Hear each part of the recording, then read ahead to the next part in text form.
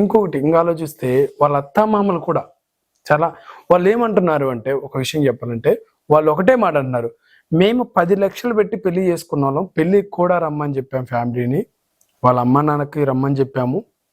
So అమ్మాయి కొంచెం ప్రెగ్నెంట్లో ఉన్నది, సో పెళ్లి చేస్తున్నారు అని రమ్మని చెప్పామని వీళ్ళ అమ్మ నాన్న అంటున్నారు. ఎవరు? అబ్బాయి వాళ్ళ అమ్మ నాన్న. మేము వాళ్ళకి ఇన్ఫార్మ్ చేశామండి రమ్మని చెప్పి, కానీ వాళ్ళే రాలేదు, రానన్నారు. సో వాళ్ళు ఏమన్నారంటే పెళ్ళి డేట్ ఇప్పుడు ఫిక్స్ చేసుకుందామంటే వాళ్ళు వచ్చేసి డిసెంబర్లో అన్నారంట. వీళ్ళేమో ఇమీడియట్గా పెళ్లి చేసేయాలి, డిసెంబర్లో కాదు జనవరిలో అన్నారంట. జనవరిలో చేసుకుందామని ఏదో సమ్ టైంలో అన్నారంట, డిసెంబర్లోనే. వీళ్ళ అమ్మ నాన్న డిసెంబర్లో అన్నారు. సో వాళ్ళేమో నవంబర్లో చేశారు. నవంబర్లోనే పెళ్ళంతా అయిపోయింది. నవంబర్లో చేసి డిసెంబర్లో చేసుకుందామని కొన్ని అంటుముట్లు ఉన్నాయి, డిసెంబర్లో చేసుకుందాం అయిపోయినాక అని చెప్పడం జరిగిందంట.